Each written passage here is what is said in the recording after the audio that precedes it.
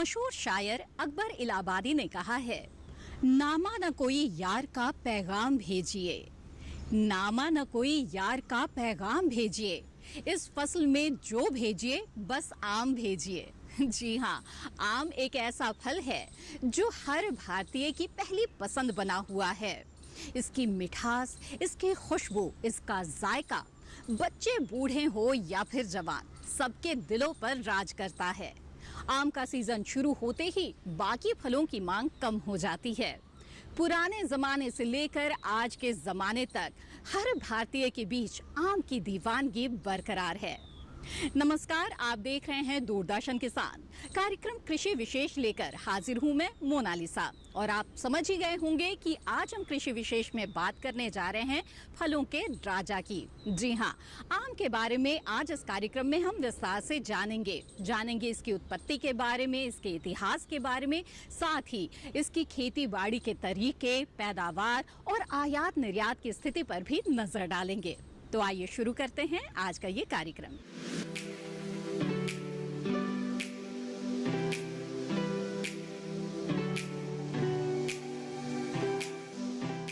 आम हमारे देश के सबसे प्राचीन फलों में से एक है। ये हमारी प्राचीन संस्कृति और धर्म का भी अटूट हिस्सा रहा है। प्राचीन ग्रंथों में भी इसकी खूब चर्चा मिलती है। वैज्ञानिकों का विचार है कि आम की उत्पत्ति हिमालय की तलहटी में उत्तर पूर्वी भारत और म्यांमार के बीच हुई थी। आम एक तरह का रसीला फल है। इसकी प्रजाति को मैंगीफेरा कहा जाता है, जबकि मूल प्रजाति को भारतीय आम कहते हैं, जिसका वैज्ञानिक नाम मैंगीफेरा इंडिका है। आम पहले केवल भारतीय उपमहाद्वीप में मिलता था, इसके बाद धीरे धीरे दूसरे देशों में फैलने लगी। भारतीय उपमहाद्वीप से निकलकर ये दक्षिण पूर्वी एशिया और मलाया द्वीपों में गया। 16वीं शताब्दी से लेकर 19वीं शताब्दी तक इसने दुनिया के दूसरे टापुओं और देशों का सफर किया। शुरुआत में इसका वितरण पुर्तगाल और स्पेन के लोगों ने किया था, क्योंकि ये लोग समुद्री रास्तों से आने जाने में दक्ष थे। अभी की बात करें तो भारत के अलावा दुनिया के 87 देशों में आम उगाया जा रहा है। इन देशों में अमेरिका से लेकर ब्राजील तक, मिस्र से लेकर दक्षिण अफ्रीका तक और ऑस्ट्रेलिया से लेकर वेस्ट इंडीज तक शामिल है। लेकिन जो लोकप्रियता हमारे देश में है वो कहीं नहीं। यही वजह है कि फलों में ये देश की सबसे महत्वपूर्ण नकदी फसल है। 15 से 5 से लेकर 16 से 5 के बीच में राजा अकबर ने बिहार के दरभंगा में एक बाग की स्थापना की थी, जिसको लख बाग कहा जाता है, जिसमें आम के ही 1 लाख पौधे उसने लगवाए थे। आप देखते हैं आम के पत्तों का भी हमारे धार्मिक सनातन धर्म में प्रयोग किया जाता है। आम की लकड़ी को हवन में प्रयोग करते हैं। इस प्रकार आम के फलों को हम सभी खाते हैं, कच्चे हों, पके हों या पकने के बाद प्रसंस्कृत फल हों, सभी का प्रयोग किया जाता है। आम फाइबर से भरपूर है। इसका एक फल रोजाना हमारे शरीर की 40% फाइबर जरूरत को पूरा कर सकता है। इसमें विटामिन ए प्रचुर मात्रा में पाया जाता है। इसके अलावा विटामिन सी का भी ये अच्छा स्रोत है। ये दिल की बीमारियों और कैंसर के खिलाफ लड़ने का काम करता है। भारत में लगभग 1000 तरह के आम मौजूद हैं, लेकिन गिनी चुनी किस्में ही आर्थिक उद्देश्यों के लिए उगाई जा रही है। इनमें दशहरी, लंगड़ा, चौसा, फजरी, बॉम्बे, अल्फांसो, तोतापरी, जर्दालू, हिमसागर, नीलम, स्वर्ण रेखा और वनराज के नाम लिए जा सकते हैं। जब पौधे तैयार करने होते हैं तो पौधों को हाइब्रिड तैयार करते हैं, जिससे कि आपको कम छोटे पौधों पर ही अधिक उपज प्राप्त होती रहती है। प्रजाति को चुनाव करते समय आपको देखना चाहिए कि पौधे कम बढ़वार वाले हों, फलों का मध्यम आकार के 1 किलो पर 5 से 6 फल बढ़ने वाले हों, फल देखने में सुंदर हों, ज़्यादा खटास या मिठास वाले ना हों। इस प्रकार के फलों के चुनाव करने के बाद प्रजाति का चुनाव करके हम पौधों का रोपण करते हैं। देश के सुदूर दक्षिणी इलाकों में कुछ किस्में ऐसी भी हैं जो साल भर फल देती रहती हैं। आम की हर वैरायटी का अपना ही मजा है। अलग अलग क्षेत्रों में अलग अलग वैरायटी उगाई जाती है। साथ ही आम से कई तरह के प्रसंस्कृत उत्पाद भी बनाए जाते हैं, जिनके देश ही नहीं विदेशों में भी अच्छी खासी मांग है। भारत में आम की सबसे ज्यादा खेती उत्तर प्रदेश में होती है। इसके बाद आंध्र प्रदेश, बिहार, महाराष्ट्र, कर्नाटक, तमिलनाडु, ओडिशा, पश्चिम बंगाल और गुजरात का नंबर है। आम से कई तरह के प्रसंस्कृत उत्पाद भी बनाए जाते हैं, जिनकी मांग दूसरे देशों में भी है। कच्चे आम से चटनी, आमचूर, पना बनाया जाता है। जब बात पकते हैं तो पके फलों को जूस, पके फलों को सीधा टेबल पर्पज में खाने के साथ साथ आप इसकी कैंडी, आप इससे मुरब्बा, आप इससे पापड़, पूड़ी और रबड़ इत्यादि प्रयोग तैयार कर सकते हैं। संस्कृत भाषा में इसे आमरह कहा जाता है। इसी से हिंदी, मराठी, बंगाली और मैथिली जैसी भाषाओं में इसका नाम आम पड़ गया। इस समय भारत में करीब 23 लाख हेक्टेयर पर आम के बाग लगे हैं और इससे 20 करोड़ टन से भी अधिक उत्पादन हो रहा है। बड़ा उत्पादक देश होने के नाते भारत आम का बड़ा निर्यातक भी है। 2021-22 में यहाँ से करीब 27,87,000 मीट्रिक टन आम का निर्यात किया गया। आम को उष्ण और समशीतोष्ण दोनों तरह की जलवायु में उगाया जा सकता है। यहाँ तक कि इसकी खेती 1500 मीटर की ऊंचाई पर भी की जा सकती है। बस आपको अपने क्षेत्र के हिसाब से इसके किस्म का चुनाव करना होगा। आम की खेती किस तरह से की जाती है, आइए जानते हैं इस रिपोर्ट के जरिए। आम के लिए बलुई दोमट मिट्टी सबसे उपयुक्त मानी जाती है। ऐसी मिट्टी जिसका पीएच मान 5.5 से 6.5 के बीच हो। अगर आपके खेत में पीएच इससे कम है तो चूना लगाकर उसे ठीक किया जा सकता है। आम की रुपाई के लिए पौध बीज से भी तैयार कर सकते हैं और कलम से भी। बीजू पौधा आकार में बड़ा होता है, वो देर से फलत देना शुरू करता है और उसकी देखभाल कम करनी पड़ती है। इस तरह के पौधे की उम्र ज्यादा होती है और ये 80 से 90 साल तक फल देता रहता है। हालांकि समय के साथ साथ पैदावार और गुणवत्ता में कमी आती रहती है। दूसरी ओर कलमी पौधा आकार में छोटा रह जाता है, उस पर जल्दी और अच्छी फलत आती है। 3-4 साल की उम्र से ही ये फलत शुरू कर देता है और 5 से 6 साल का होते होते अच्छी खासी पैदावार मिलने लगती है। हालांकि ऐसे पौधों का जीवन कम होता है। 40 से 50 साल बाद ये फलत देना कम कर देते हैं। वैसे आप चाहे तो पुराने पेड़ को तने से काट कर उस पर नई शाखाएं लगा सकते हैं। इस तरह से ये पौधा फिर से अगले 40 से 50 साल तक फल देता रहेगा। पौधों को रोपण के लिए जुलाई का महीना सर्वश्रेष्ठ होता है, जिसमें सामान्यतः 8 से 10 मीटर की दूरी पर 1 बाई 1 मीटर का गड्ढा खोदकर उसमें पौधों का रोपण करते हैं। जब आप मई के महीने में गड्ढों की खुदाई करते हैं तो देखते हैं कि ऊपर की आधी मिट्टी को एक तरफ रखते हैं और नीचे की निकलने वाली आधी मिट्टी को दूसरी तरफ रखते जाते हैं। ऊपर की मिट्टी में गोबर की खाद, अन्य संस्तुत मात्रा में खादों को मिलाकर और दीमक से बचाव के लिए नीम की खली को मिलाकर गड्ढे को भर देते हैं। गड्ढा भरने के बाद जब देखते हैं तो ज़मीन से कम 6 इंच ऊंचाई तक गड्ढे को भरते हैं, जो बरसात में गड्ढा बैठ जाता है और गड्ढे के बीचों बीच में एक लकड़ी लगाकर छोड़ देते हैं। जब बरसात आती है तो उस समय पौधे को लकड़ी को हटाकर गड्ढे के बीचों बीच में रोपित कर देते हैं, जिससे आपका मध्य सुरक्षित रहता है और पौधा सही बरवाड़ करता है। प्रजाति का चुनाव करते समय ये ध्यान में रखना है कि उसके पौधे कम बढ़वार वाले हो और उस पर मध्यम आकार के फल लगते हैं। ऐसा आकार कि 1 किलो पर 5 से 6 फल चढ़ जाएं। फल देखने में सुंदर हो, ज्यादा खटास या ज्यादा मिठास वाले ना हो। सरकारी संस्थान से या भरोसेमंद नर्सरी से ही पौध खरीदे, वरना आप धोखे का भी शिकार हो सकते हैं। जब फलत आती है तब पता चलता है कि किस तरह का पौधा लगाया था और किस तरह के फल मिल रहे हैं। यदि आप स्वयं पौधा तैयार करना चाहते हैं तो इसके प्रवर्धन की बीनर ग्राफ्टिंग और एपोक्योटाल ग्राफ्टिंग 2 विधियां प्रमुख हैं, जिनको कि आप जुलाई के महीने में प्रयोग कर सकते हैं। जब पहले आपने बीज बोया है, जिससे मूलबंध तैयार किए हैं, उनको जब 6-7 माह पुराने, 1 वर्ष पुराने बीजू पौधे मूलबंध हो जाते हैं, उन पर 1-2 सीजन पुरानी शाखा लेकर 8 से 10 सेंटीमीटर की शाखा लेकर बीनर ग्राफ्टिंग कर देते हैं, या 8 से 10-15 दिन पुराने मूल ग्रंथ पर पुरानी शाखा को लेकर एपिकोटाल ग्राफ्टिंग कर सकते हैं, जो कि जुलाई के महीने में आप अपने खुद के पौधे तैयार करके उनको रोपित कर सकते हैं। शुरुआती अवस्था में जब पौधा लगाते हैं तो गड्ढा भरते समय 100 ग्राम नाइट्रोजन, 100 ग्राम पोटाश और 50 ग्राम फास्फोरस प्रति पौधा दे दे। इसके अलावा 15 से 20 किलो गोबर की खाद और 10-10 ग्राम जिंक और बोरेक्स भी डाल दे। यही पोषण सितंबर-अक्टूबर में भी देना है और ये क्रम हर साल चलता रहेगा। 10 साल से अधिक उम्र वाले पौधे में पोषण बढ़ाना होगा और हर पौधे को 1 किलो नाइट्रोजन, 1 किलो पोटाश और 500 gram phosphorus, 100 gram zinc sulphate, 100 ग्राम बोरेक्स और 100 ग्राम कॉपर सल्फेट की जरूरत होगी। आपने यदि बीजू पौधा लगाया है या कलमी पौधा लगाया, उसका उपज के साथ साथ उसकी उम्र पर भी प्रभाव पड़ता है।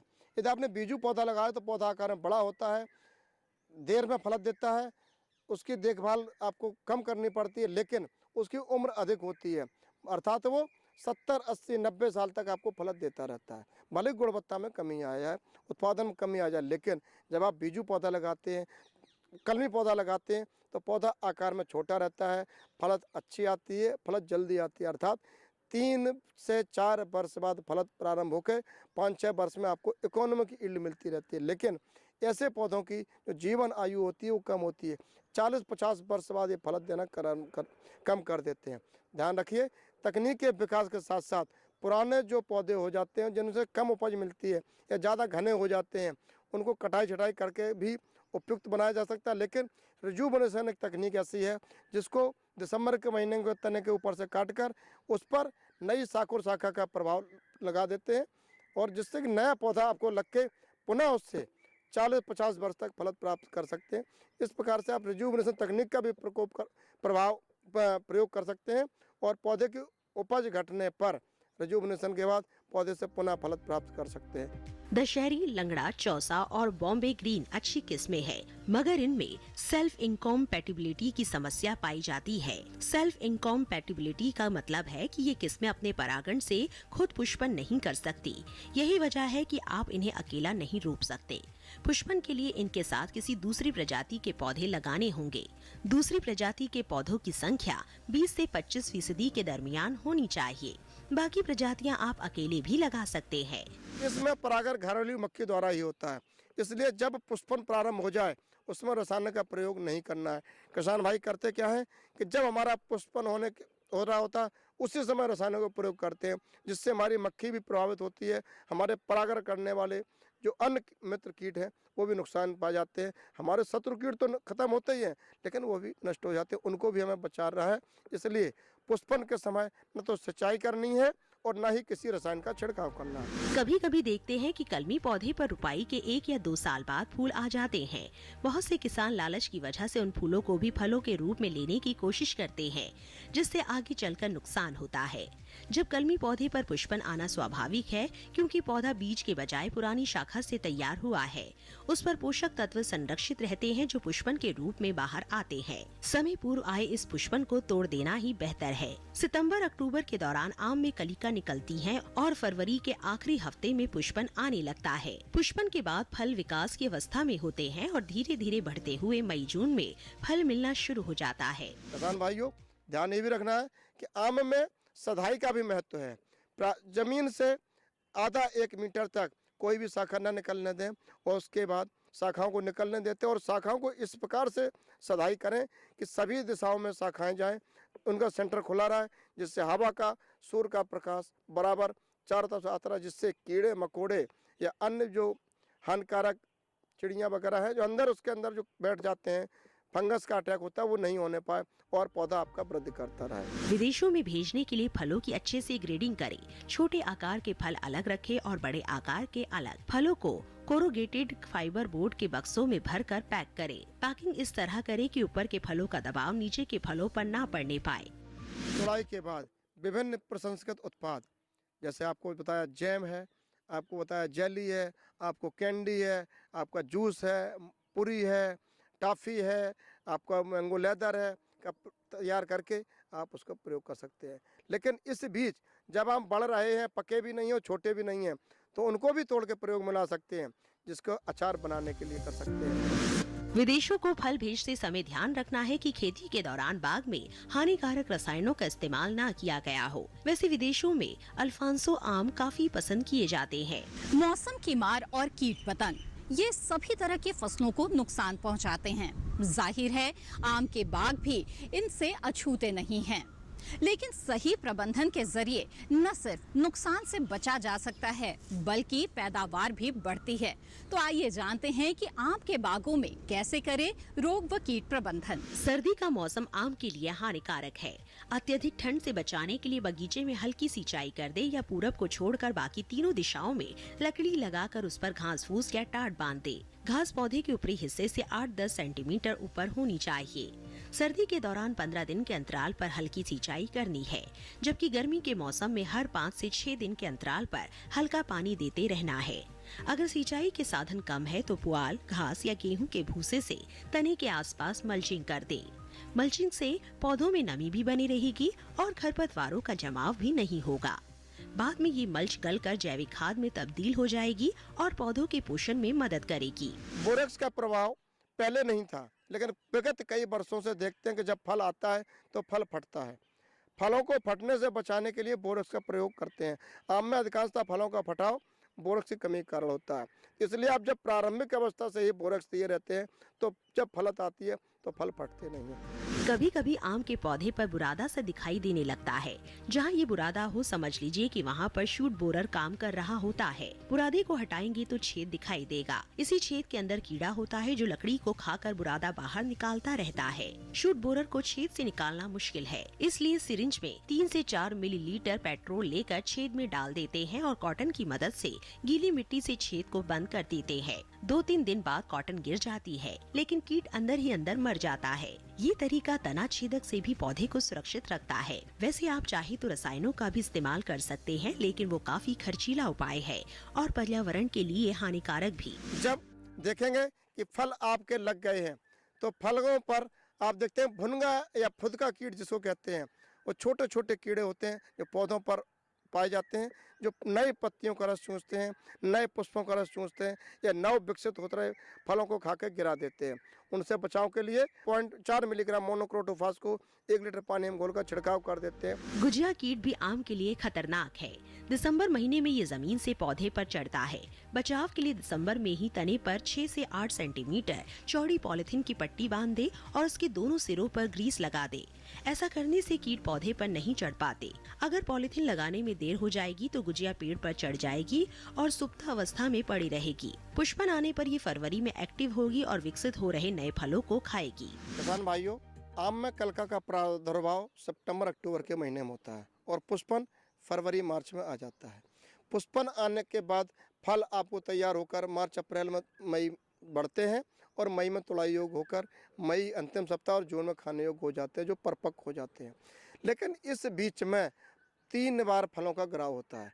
पुष्पन आने के बाद जब फल मटर के आकार के होते हैं, पहला पिन हेड ड्रॉप, छोटे छोटे सुई के दाने के आकार के, तब फल गिरते हैं।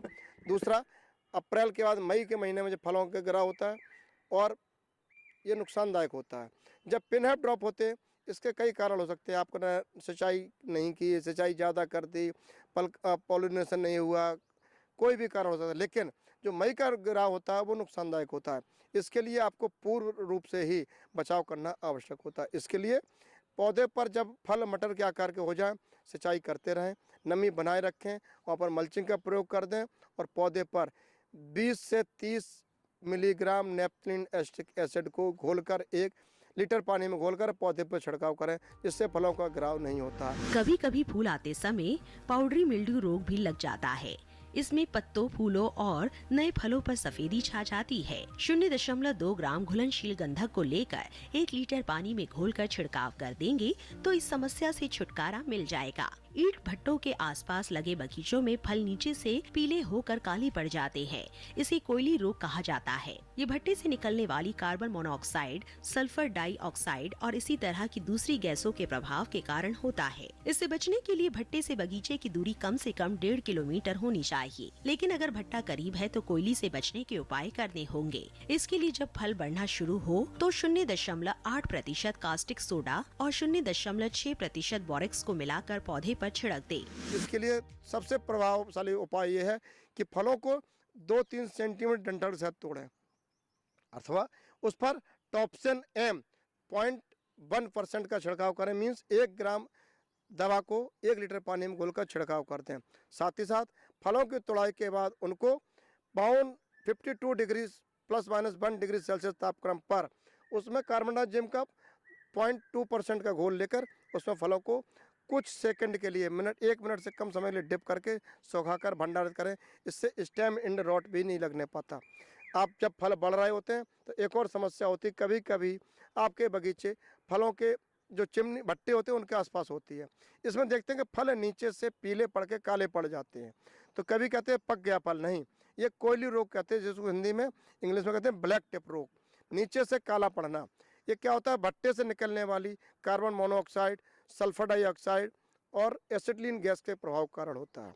तो इसके लिए सरकार की तरफ से भी रिकमेंडेशन है कि भट्टे की चिमनी कम से कम 8 से मीटर की लंबाई हो, भट्टे की 1.5 किलोमीटर दूरी पर बगीचा हो।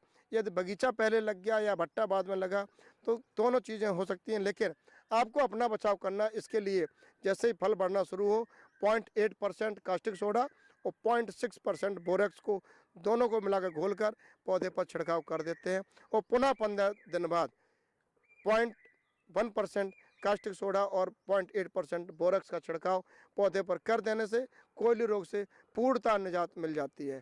इस प्रकार से आप देखेंगे कि फल आपके सुरक्षित और सुंदर आपको तुड़ाई के लिए बढ़ते जाते हैं। जब फल बढ़ गए, मई का महीना पार हो गया, मई के अंतिम सप्ताह में पहुंचे तो देखिए फलों का रंग पीला पड़ने लगता है। कुछ पेड़ से फल आपको गिरने लगते हैं। फलों को तोड़ने के बाद जब पानी में डालते हैं तो पानी में कुछ फल तैरते हुए रहते हैं। इनका स्पेसिफिक घनत्व 1.01 से 1.02 हो जाता है। उनमें अम्लता घट जाती है। फल तोड़ने में काफी सावधानी की जरूरत होती है, वरना वो गिरकर फट जाते हैं। IIHR बेंगलुरु और CISF लखनऊ ने फल तोड़क यंत्र तैयार किए हैं। इसमें 10-12 फीट लंबा डंडा होता है और उसमें तार बांध देते हैं। इसकी सहायता से आप नीचे खड़े खड़े आसानी से फल तोड़ सकते हैं। इस तरह सुरक्षित तुड़ाई के बाद आप प्रसंस्करण इकाइयों को भी बेच सकते हैं। हमारे देश में कई ऐसे किसान हैं जिन्होंने आम की खेती से अच्छा खासा नाम कमाया है और कई बड़े पुरस्कार भी जीते हैं। आज हम आपको मिलवाने जा रहे हैं मैनपुरी के एक ऐसे किसान से जिन्होंने एक पेड़ पर आम की कई किस्में विकसित की हैं। तो आइए मिलते हैं देवेंद्र सिंह से। देवेंद्र सिंह पुश्तैनी किसान है। इनके यहाँ प्रचलित फसलों की खेती हुआ करती थी, जिससे बहुत ज्यादा कमाई नहीं हो पाती थी। 5-6 साल पहले इन्होंने खेती को अधिक आमदनी वाला व्यवसाय बनाने की ठानी। इसके लिए जरूरी था ज्यादा लाभ देने वाली फसलें उगाना।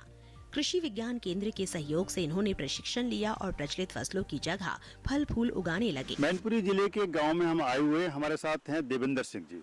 इन्होंने एक पेड़ से कई किस्में लगाई हुई हैं। आइए उनसे जानते हैं कि उन्होंने किस प्रकार से ये कार्य किया। देवेंद्र जी बताइए। हम साहब पहले टूर घूमने गए KVK के द्वारा, जिससे हमें मतलब आम में कलम लगाना देखा मैंने, और उससे मैंने अपने पौधे को लगाकर कई प्रकार की कलमें लगाई जो हमारी कामयाब हो गई, जिससे हम एक पौधे में 6-7 तरीका का फल ले रहे हैं और वो आज मौके पे आ भी रहा है। और इस तरह हमने कई कलमें, कई पेड़ों में 2-2 तरह की कलम कर ली है, कई पेड़े लगा रहे हैं और हम लीची भी लगाया, जिससे हमारे यहाँ KVK के द्वारा पता लग रहा है कि मतलब हर फसल हमारे यहाँ मैनपुरी ज़िला में उगाई जा सकती है, जिससे हमें लाभ मिल रहा है और अच्छे रेट मिलेंगे। जो हमारे यहाँ लेट वैरायटी आता है और इस समय वहाँ ख़त्म हो गया है, मेरे यहाँ चालू है, तो ये भी हमारे यहाँ लगाया जा सकता है। आम के पौधों को चूंकि कलम लगाकर तैयार किया जाता है, इसलिए एक पेड़ पर कई तरह की प्रजातियों के फल उगाना संभव है। देवेंद्र सिंह ने भी यही काम किया है। कुछ पेड़ों पर ये 2 किस्में उगा रहे हैं तो कुछ पर 5। ये जो आम की बात हम कर रहे हैं ना, उसमें आपको बताना पड़ेगा कि आपने कौन कौन सी किस्में इसमें लगाई हैं। इसमें ये लंगड़ा साहब लगा हुआ है, इसी के पास में ये पूसा लालमा लगा हुआ है, उसके बाद ये लगा हुआ है आम फजली, इस पे ये आम्रपाली ऊपर है, उधर सब दशहरी लगा हुआ है। इसलिए 5 वैरायटी इस समय हमारे यहाँ आई हुई हैं और नई कलमें भी हम लगा रहा है। ये 64 की लगाई थी लेकिन अभी चालू नहीं हुई है, गर्मी ज़्यादा पड़ रही थी इसलिए वो कलम चालू नहीं हुई। और इस तरह हम 10 तरीके के 15 तरीका का आम एक पौधे से अगली साल शुरू करेंगे और कलमें लगा रहे हैं बराबर, और हमें लाभ मिल रहा है। इसमें लेट वैरायटी भी है, अघैती वैरायटी, अब जैसे टिकारी और दशहरी अघैती वैरायटी है जो हम मतलब शुरू में ही आम खा सकते हैं, और पूसा लालमा और ये फजली लेट वैरायटी है जो हम मतलब एक आम खत्म होगा तो हमारा दूसरा आम चलता रहेगा। इस तरह हम एक ही पौधे से 2-2.5 महीने फल खा सकते हैं। कमाल की बात तो ये है कि एक ही पेड़ पर अगेती प्रजाति का भी आम है और पछेती प्रजाति का भी, यानी ये पेड़ उन्हें सीजन की शुरुआत से लेकर अंत तक हर समय फल देता रहता है। उन्हें पता चल गया है कि पछेती किस्में ज्यादा मुनाफा देती हैं। टूर पर हमें KVK द्वारा घुमाया गया, जिससे मैंने शिक्षा ली, ट्रेनिंग की, उससे हमें मतलब जानकारी हुई कि एक पौधे पे हम कई प्रकार का आम ले सकते हैं। जो मैं यहाँ आने के बाद मैंने अपने पौधों पर 5 साल पहले मैंने यहाँ कलमें लगाना शुरू किया और थोड़ी सी जगह में ही मैं कई प्रकार के फल ले रहे हैं। और आम पर मैंने कलमें लगाई जो हमारी कामयाब हो गई और हमें कई प्रकार के एक पौधे से ही आम मिलने लगे, जो मतलब एक ऐसी वैरायटियाँ हैं जो जल्दी भी पकती हैं और लेट भी पकती हैं। जल्दी पकने में आधा पौधा हमारा जल्दी पक जाता है, आधा पौधा लेट पकता है, जिससे हमें मतलब एक ही पौधे से 3 महीने 2.5 महीने फल मिल सकता है। और मैं उसी के रेट भी अच्छे, लेट वैरायटी के रेट अच्छे मिलते हैं, जिससे हमें बहुत लाभ होता है। और मैं अधिक बड़ा बाग लगाना चाहते हैं। अब मैंने यहाँ प्रैक्टिकल पूरा कर लिया है, जिससे हमें जानकारी हो गई है कि हम एक ही पौधे से कई प्रकार के आम ले सकते हैं। उद्यान विभाग की मदद से इन्होंने टपक सिंचाई का सिस्टम भी लगाया है। इस पर सरकार की ओर से 90% तक की सब्सिडी मिल गई। मेरे यहाँ उद्यान विभाग द्वारा ड्रिप सिंचाई का लगाया गया, जिसमें हमें को 10% जमा करना पड़ा, 90% सरकार ने दिया, जिससे हमें लाभ हुआ। और टपक सिंचाई से एक लाभ हुआ, जो हमारा पौधा ज़्यादा अधिक पानी लगने से गिर जाता था, वो टपक सिंचाई से गिरना बंद हो गया और हमारी पानी की भी बचत होती है, जिससे हमें बहुत बड़ा लाभ मिलता है। उद्यान विभाग की मदद से इन्होंने टपक सिंचाई का सिस्टम भी लगाया है। इसमें इन्होंने अपना जो प्रेरणा स्रोत माना है, वो आदरणीय पद्म श्री कलीमुल्ला खान जी, जो लखनऊ मलिहाबाद के व्यवसायी हैं, बागवान हैं, किसान हैं, और जिन्होंने आम पर सैकड़ों प्रजातियों को, एक ही आम की पेड़ पर सैकड़ों प्रजातियों को ग्राफ्ट करके और उसको राष्ट्रपति भवन तक पहुंचाया। उसी से इन्होंने प्रेरणा प्राप्त की कि अगर वो कर सकते हैं एक किसान होकर के, तो मैं किसान होकर के इस काम को क्यों नहीं कर सकता हूं। और इन्होंने कृषि विज्ञान केंद्र से बात करी कि भाई मैं इस काम करना चाहता हूं। तो हम लोगों ने इनको तकनीकी मार्गदर्शन देते हुए एक ही पेड़ पर अलग अलग तरह की प्रजातियों को बांधने का ध्यान दिया। और इसके अलावा लगभग 5-6 सालों में धीरे धीरे करते करते आज 5 प्रजातियां जो फलत में आ चुकी हैं और 2 से 3 प्रजातियां अगले साल तक फलत में आ जाएंगी। तो इस प्रकार से निश्चित तौर पर जो भी किसान भाई कृषि विज्ञान केंद्र के तकनीकी मार्गदर्शन को चाहते हैं, उनको उस विषय का तकनीकी मार्गदर्शन प्रदान किया जाता है, ताकि वो अपने क्षेत्र में आगे बढ़ते हुए अच्छा काम कर सकें और कृषि क्षेत्र को तरक्की की ओर अग्रसर कर सके। प्रैक्टिकल का काम पूरा हो गया है और अब वो बड़े बाग लगाने के लिए खुद को तैयार कर रहे हैं। वो लोग जो आम का मजा पाए हुए हैं, बौर आने से पहले ही बौर आए हुए हैं। जी हाँ, कुछ इस कदर की दीवानगी है आम को लेकर। आम की शान में ये शेर लिखा है सागर खयामी ने। तो आज कृषि विशेष में आपने विस्तार से जाना आम के इतिहास और इसकी खेती के बारे में। हमें उम्मीद है कि ये जानकारियां आपको जरूर पसंद आई होगी। कार्यक्रम से संबंधित अपने विचार आप हमारे साथ साझा कर सकते हैं। हमारा पता है कृषि विशेष, कमरा number 59A, CPC Doordarshan, Khelgaon, नई दिल्ली 110049। आप चाहें तो ईमेल के जरिए भी अपने विचार हम तक पहुंचा सकते हैं। हमारा ईमेल आईडी है ddkrishivishesh@gmail.com। कृषि विशेष की आज की कड़ी में बस इतना ही। फिर हाजिर होंगे लेकर एक नया विषय, जानेंगे उसके तमाम पहलुओं के बारे में। तब तक के लिए दीजिए इजाजत। आप बने रहें दूरदर्शन किसान पर। नमस्कार।